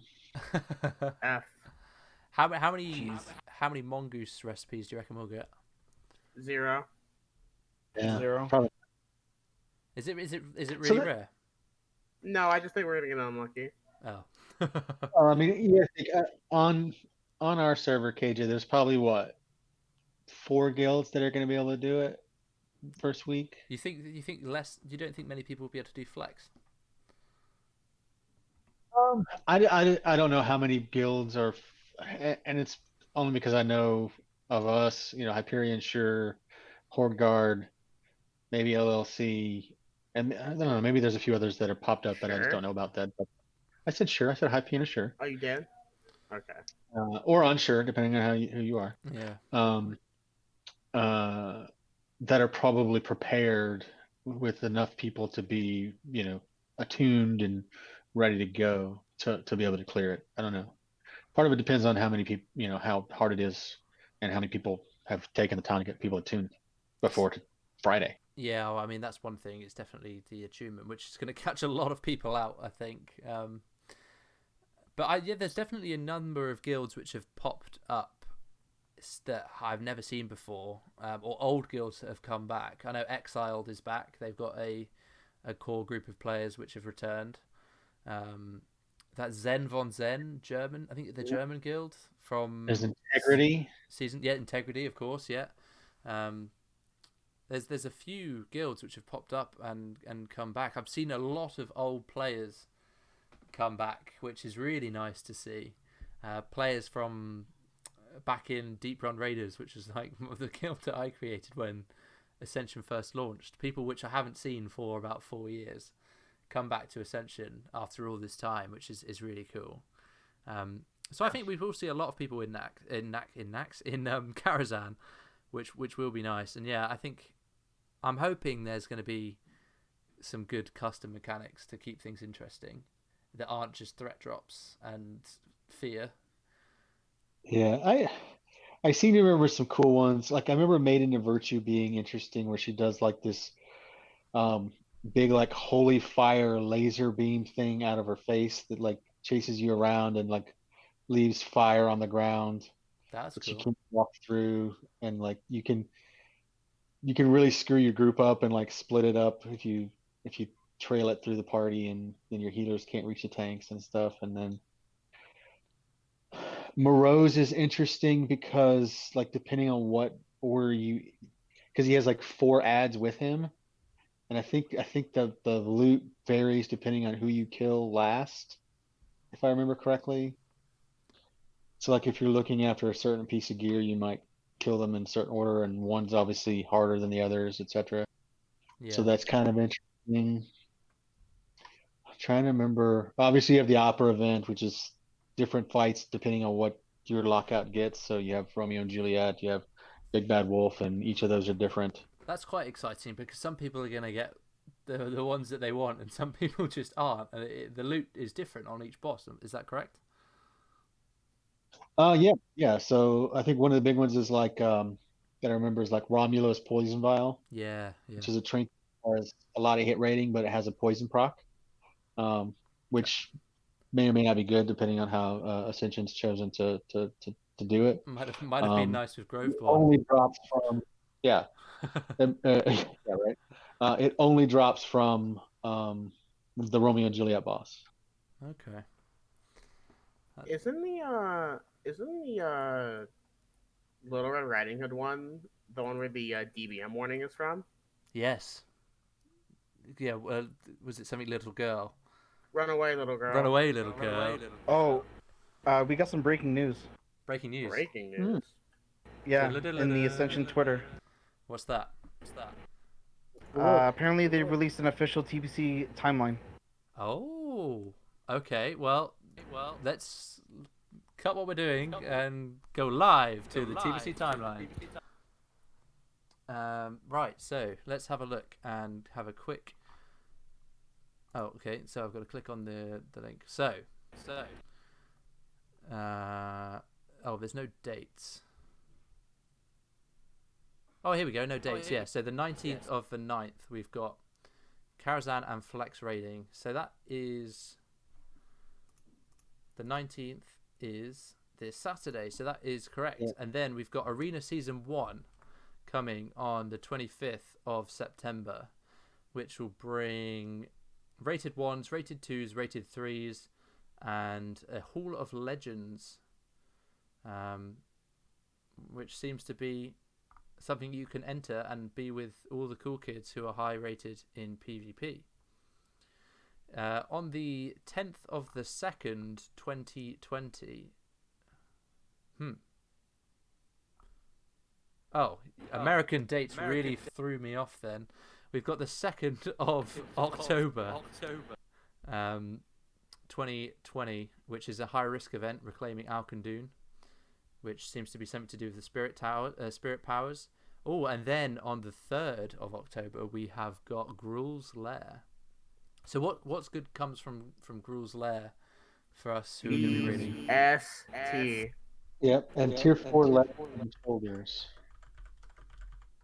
What I'm noticing here is it's not saying anything about the different releases for Karazhan. So it says Karazhan Flex will be on 9/19/2020, but it doesn't say when Heroic is coming or when the other wings are coming. Heroic Karazhan is on the 17th of October. Where Does it say that? Does it say Is it that further down the timeline? Yeah, during about high risk event number 4. Oh, Heroic rules there. Heroic back there, Don. Okay. I sort of disagree with spacing it out a month in, but I guess because the problem is it's not gonna take us a month to clear Karazhan. It's gonna take us it's gonna take us maybe one lockout after Prince the Prince comes out, like at worst. One, maybe two lockouts. Yeah. Well, you I also guess noted the timeline only goes to the end of October, which is the release of Heroic Magtheridon. There's entries in here for everything else, but they don't have dates. Like Serpentine Caverns here does not have a release date. Tempest Keep does not have a release date. Which I don't think is a bad idea from them because, I mean everyone quotes the vanilla timeline to this day and how TBC is like 2 years late. So I don't blame them for not putting dates on things that are that far in the future. I just hope that they can maintain the momentum and keep to these dates which they've put in the diaries already. So we've got Heroic. We've got Magtheridon's. So we got Gruul's Lair on the 3rd of October. We got Magtheridon's Lair on the 10th. So that's a week between Gruul's Lair and Magtheridon's Lair. And these are things that were released at the same time in Blizzard TBC. Is that correct? Blizzard TBC. I believe it came out actually with Highjaw, but nobody could go to Highjaw because Kael'thas and Vosh, who were incredibly bugged, I believe they only dropped 1 vial, and then it was bumped to 4. And then when Black Temple came out, they just made it drop unlimited because that was stupid. Right. Okay. But yeah, so we got Magtheridon's Lair on the 10th of October, Heroic Karazhan on the 17th, Heroic Gruul's Lair on the 24th, and then Heroic Magtheridon's Lair on the 31st. So it's basically every week there's something new, isn't it? Just about, especially if you add in the PvP stuff there, fills in a couple of those weekends.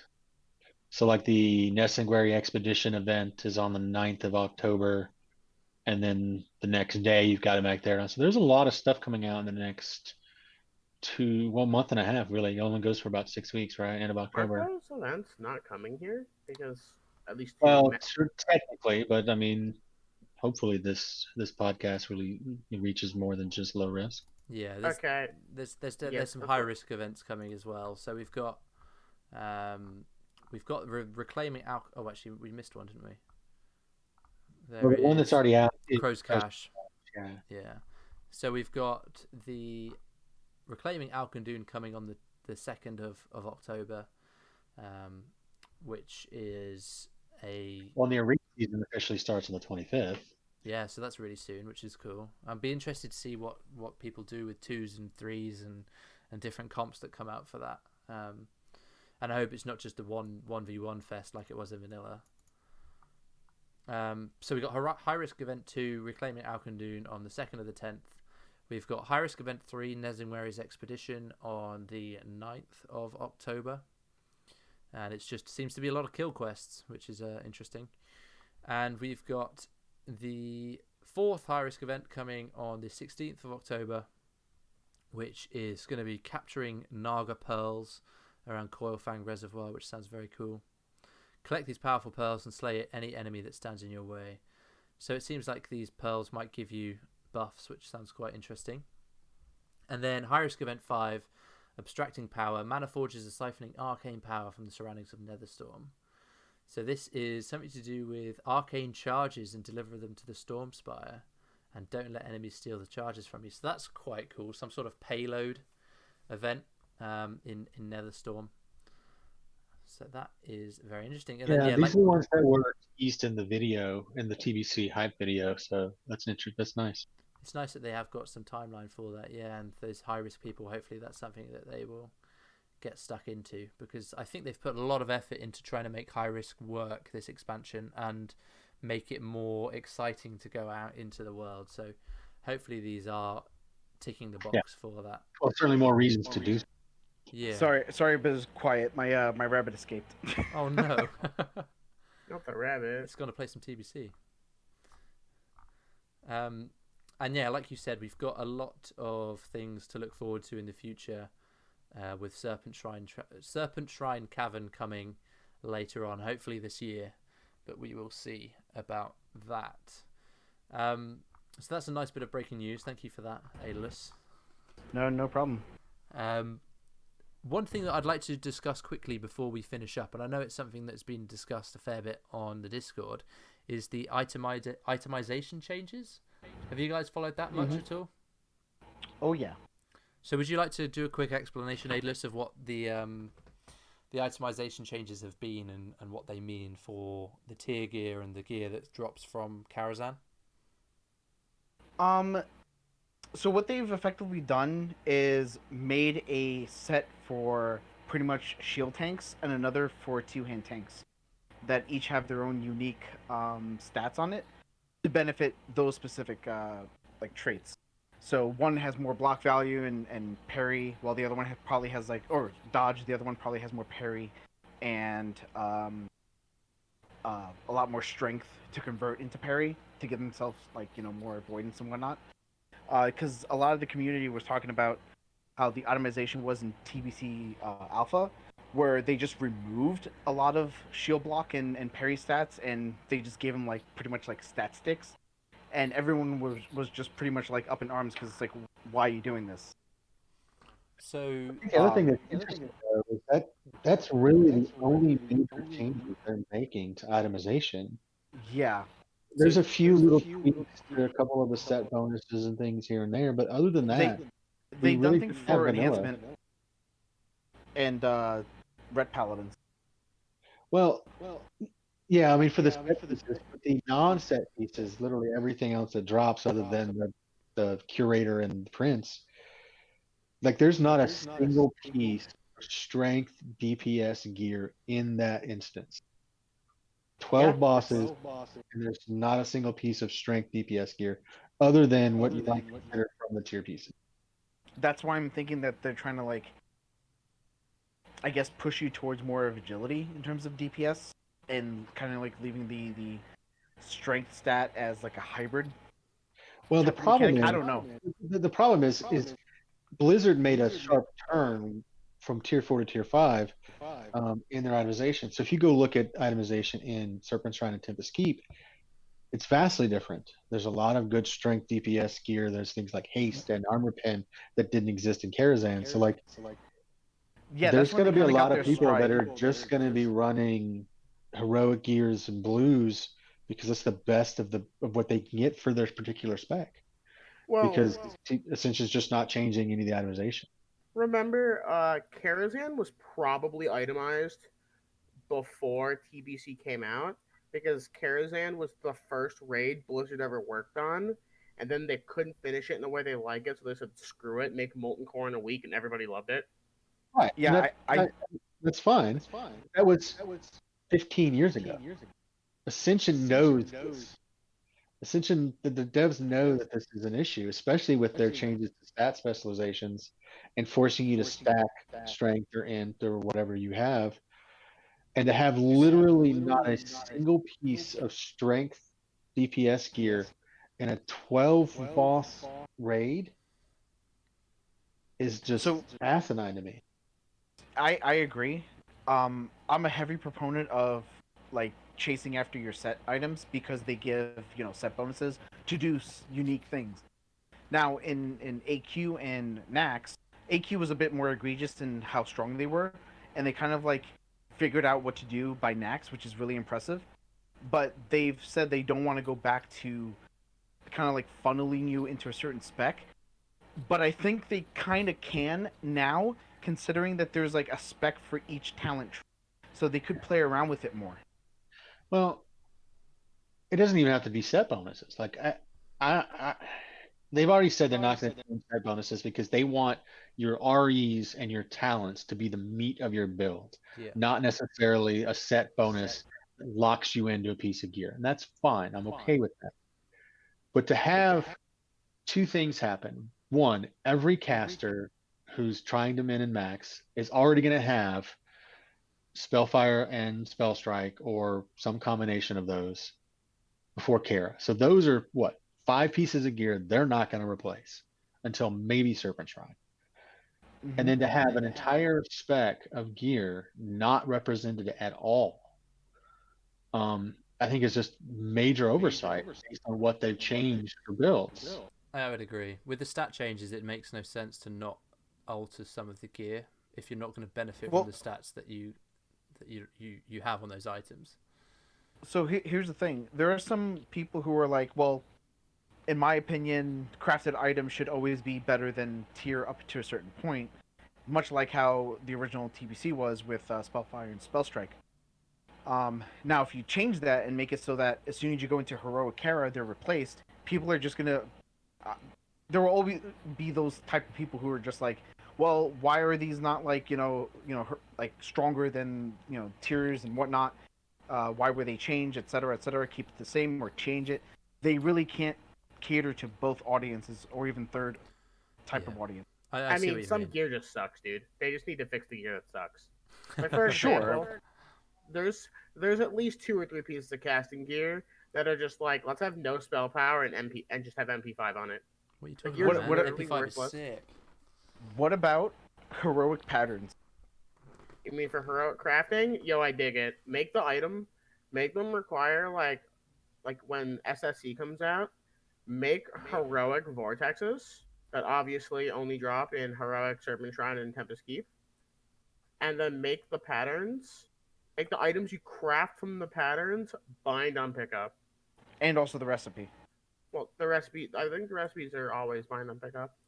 I could be wrong. Well, basically just make it bind on pickup in general. So Yeah, I agree to that. So effectively, that makes those items better. I mean, you could say it doesn't really matter because if the items require heroic materials only, then players that don't do heroic can't get them. Well, that's still the case. If you're not doing heroic, let's say Black Temple, you're not getting heroic Warglaves. Hmm. Oh Which- man, imagine. Don't get me started on that because right now there's very few of any specs that are viable that would actually use those in any real sense. I'll make a Oh, spec I'm sure work you if could I can use get it. them. Yeah, I mean, if somebody gets them, they'll use them. Yeah, but saying I'll use this legendary if I get it, that feels like Hand of Rag, which just sucks. Well, Right. in my opinion, they should have reversed this. I don't know. How do you make Warglaves like viable when no one like wants to play melee except for like those like niche specs? You make them double Well, the they're size just- and glow different colors. No, I agree to that. I would use them if they had a option to make a fast main hand. I would Yo, use I know how to them fix that. if I had a fast main hand. So I had a suggestion. I don't know if we got upvotes or anything. There is a GM item that combines the two Warglaves into like a two-hand Warglaive. Yeah. That would be, I would be, I think you're just gonna get 2 Or- tanks using Or yeah. I know it's a bit of a meme, but like take Thunder Fury and split it into two, so you have like two daggers. That would be cool. it. Thunder Fury daggers. 2 daggers. Yo, I got the Baron Rivendare mount. Oh, nice. Just then. nice. Just now. Yeah. Congrats. I've- Damn. we're breaking live. I like how you're focused on the episode. But no, like I want there to be that GM item in there. Like it's not too much of a like item level increase, but it would do like the same thing but as a two-hander. Yeah, I they have got- to look I- into My it. main point there, and there's a lot of ways they can solve it, is that they've done so much to change the way builds functions and stat allocations and those types of things to basically say we're not going to do anything with itemization and kind of leave it as it is. Major miss. I agree. oh. speaking of legendaries, did we go over the Atiyesh thing that they put in? Uh, Yeah. not yet. I do agree, Kava. I think it's something which they should revisit maybe because, like you said, there's some specs which get no gear from Karazhan, and it just feels a bit weird. We're not talking just like even niche specs. Like there's some niche specs that that are just I need int and strength or some whatever that they're just not going to be represented. Okay. I mean we're literally just talking basic fundamental strength DPS plate gear Mm, and there's not a single piece of it in Karazhan. yeah, And I'm not saying that just because that's what I want, but it it's just just a seems fact. bad, right? Yeah. Right, yeah. So Aidalas mentioned, I don't know where he's gone, but he mentioned that they've recently added in a way. Oh, there he is. He mentioned that there's a way that you can change your Atiesh staff to a different variant now, which I think is something which is Yes. quite good to have added. Because Atiesh is something which is still quite viable to use because it still gives you PvE power, and you can still RE it at a level as a level 60 item. You can still RE it, and it still gives you PvE power. So it's a nice thing to still have, and to be able to change it to another variant, I think is something that's quite useful. Do you think you'll be doing that, Aidless? Because you are our only Atiesh holder in this group of people, aren't you? Um, I think I might be fine with what I have right now. The first one is free that they have. Oh, that's But the that's but the good. next subsequent ones are about is like 5K according to the vendor.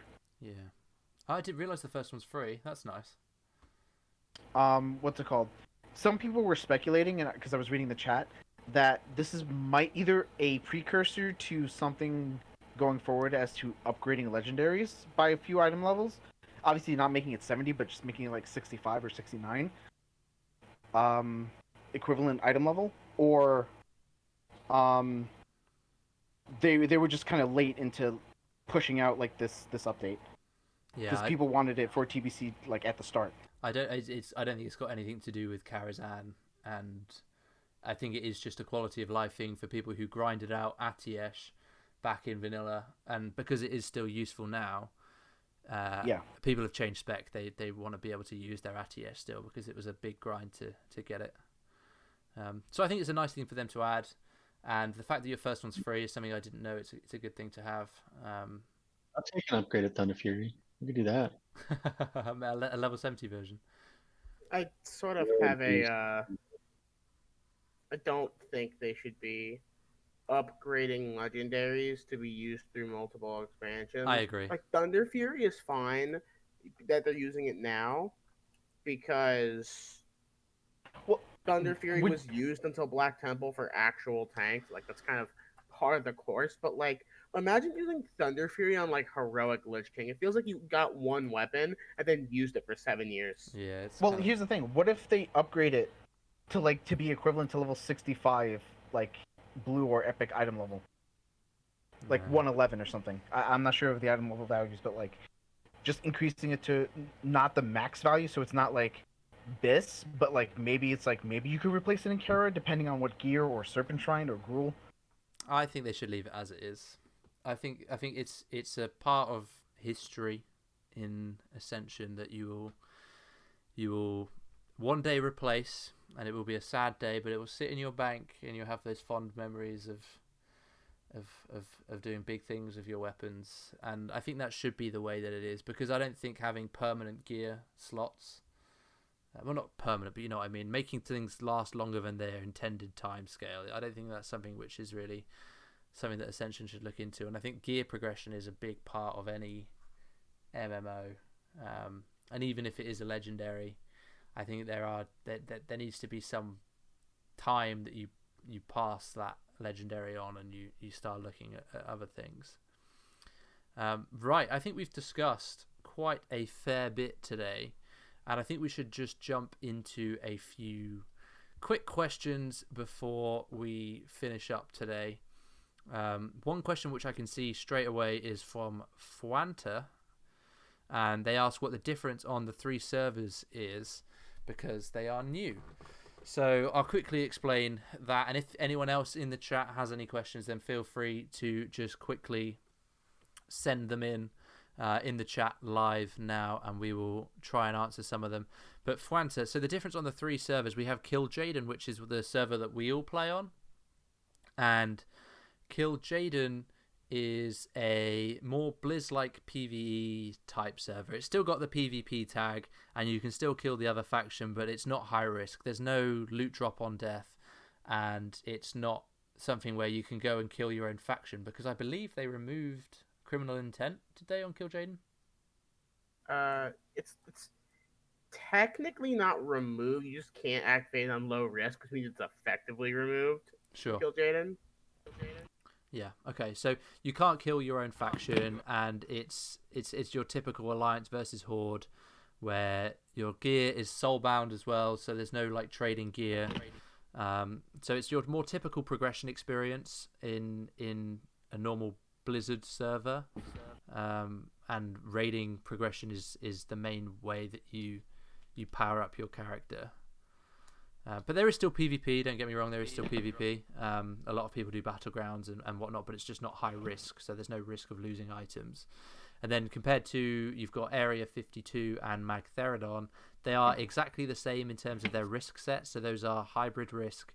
So you can toggle between low risk, which is very similar to Kill Jaden, and then you've got high risk, where you can go and kill people, anyone. You can toggle a thing called criminal intent, which allows you to kill anyone.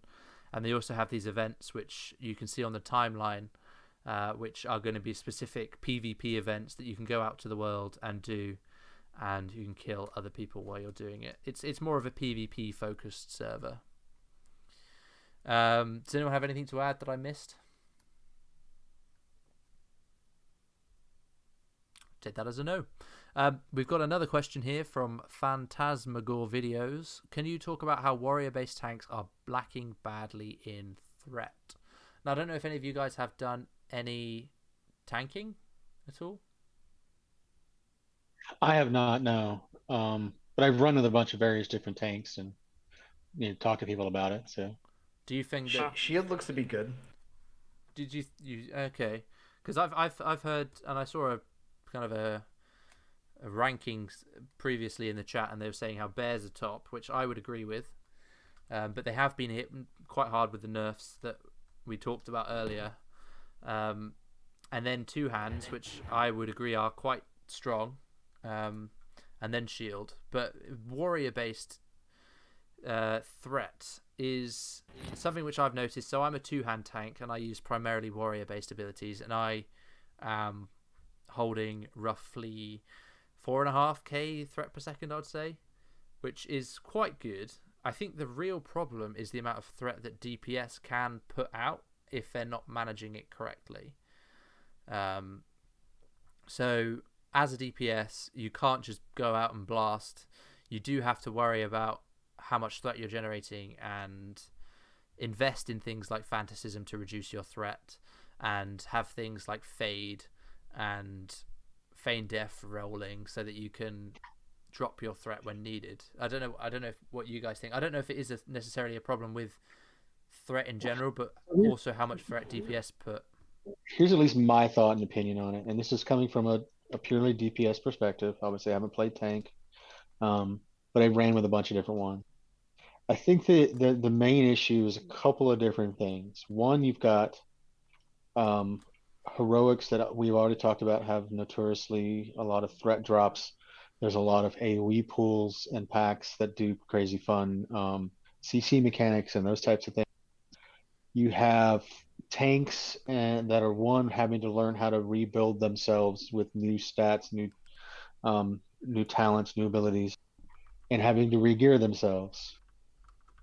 You're used to playing with tanks in Classic that were way over geared for the content a lot of the times, and so you could really, really just blow through your DPS and not have to really worry about it in some cases. So I think you've got a combination of tanks having to keep up, right, for multiple different reasons. But then you have DPS who have forgotten that they have to control their threat as well. And so having somebody come in and doing 5K, 6K, 7K DPS in a heroic is fine. But if they can't control their aggro, given that tanks are in a position where they're at, it's also equally their fault. Like if they're not fading or feigning or vanishing, or they don't have improved berserker stance or fanaticism or those types of things, it's equally their problem as well as the tanks. Hmm. It's not just that tanks have bad threat, that's part of it, but it's also the fact that DPS need to realize that they have to control themselves as the other part of that equation. I would also say that tanks at the moment, if you're not bear, where you're just a massive meat shield, you have to stack quite a lot of defensive stats like parry and dodge and all of that good stuff, which means that you're lacking in damage, which means your threat is going to be lower anyway. So you have to sacrifice your own damage, which generates more threat, to keep yourself alive, which isn't necessarily the same with bear because you do have that massive meat shield to protect you a little bit. And then there's also the mechanics which really don't help tanks because you've got fears, you've got threat drops, you've got a lot of stuns. They're things that really don't help when you're trying to generate threat because you put all that work in at the beginning of a fight, you get that first instant snap of threat, and then the fight resets. DPS are already there, they're already attacking, and then you've got that yo-yoing of threat going back and forth, people taking aggro and then dropping aggro again, which is something which is really not good to deal with as a tank. Yeah, and then again, we don't know if Kara's going to have a lot of that or not. I hope not, for my sanity, if I ever have to tank it. Patrick has got a question. Do you think there will be server transfers? I want to go to Kil'jaeden because Magtheridon is kind of underpopulated, but I don't want to make a new toon. Now, Magtheridon was released when TBC launched because there was too many people trying to log on to Area 52 and the server was very unstable. I think now it's died down and Magtheridon is on the lower end of the population and Area 52 is still doing okay. And there's been discussions about whether or not there's going to be a merge between Area 52 and Magtheridon. I don't think there is going to be one anytime soon because Magtheridon was fresh and a lot of people like fresh. But there is one-way transfers from Area 52 to Kil'jaeden. And I don't see why there's not one for Magtheridon as well if people realise that they don't like the high-risk lifestyle and they want to move to Kil'jaeden. I don't see why that couldn't be a thing.